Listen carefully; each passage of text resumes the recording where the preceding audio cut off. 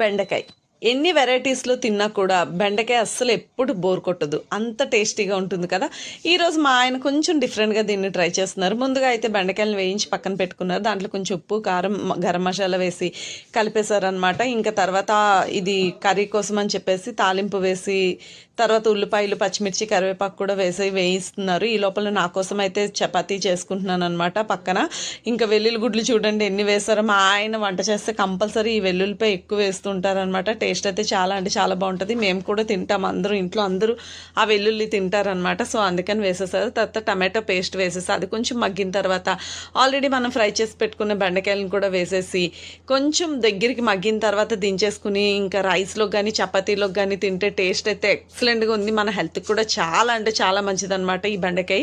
ఇంకా బెండకాయ కర్రీ కాబట్టి టేస్ట్ అయితే నాకు సూపర్ డూపర్గా నచ్చింది. ఫ్రై అయినా బాగుంటుంది, పులుసు అయినా బాగుంటుంది కదా. ఎన్ని విధాలుగా తిన్నా బోర్ కొట్టని ఏకైక వంట ఇది ఒకటే. Thanks for watching.